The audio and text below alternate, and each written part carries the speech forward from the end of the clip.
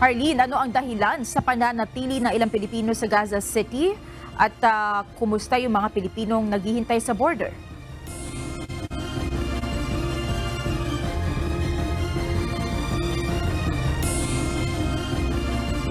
Ngayon sa Gaza City.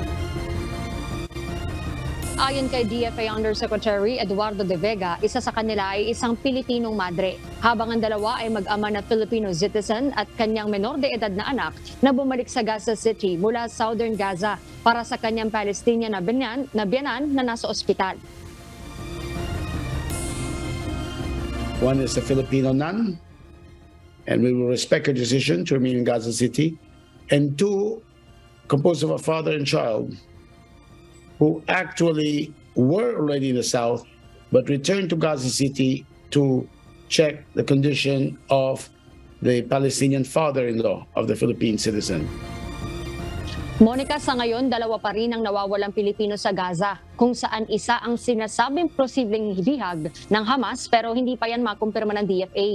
Nananatili namang sarado sa mga foreign national ang Rafah crossing pero patuloy na umaasa ang DFA na mabubuksan na ito sa lalong madaling panahon. Patuloy anya ang pakikipag-ugnayan ng DFA sa international organizations para sa paghahatid ng humanitarian aid para sa mga Pilipino sa Rafah border na naghihintay pa rin na makatawid sa Egypt. Samantala, Monica, nasa 113 Pilipino naman sa Lebanon ang nagpahayag na ng kagustuhang umuwi sa Pilipinas sa gitna ng tensyon sa pagitan ng Israeli forces at Hezbollah militants sa southern Lebanon. Ayon kay Yusek De Vega, karamihan sa mga Pilipinong nais ng umuwi ay mula sa Beirut.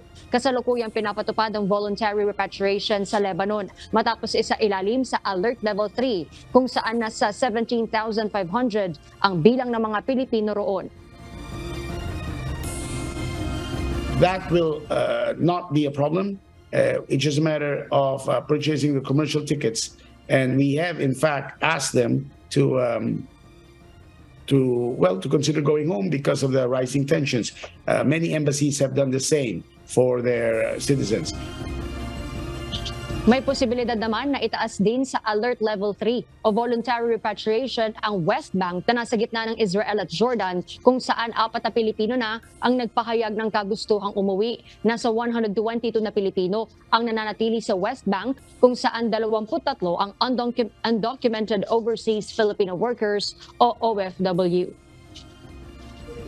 Monica, sa kabuuan, nasa 59 na Pilipino na yung nakabalik dito sa Pilipinas mula sa Israel at inaasahan ngang merong paparating na 4th batch ng repatriated OFWs at Filipino nationals na 20 sa mga darating na araw o bago matapos itong buwan ng Oktubre, Monica.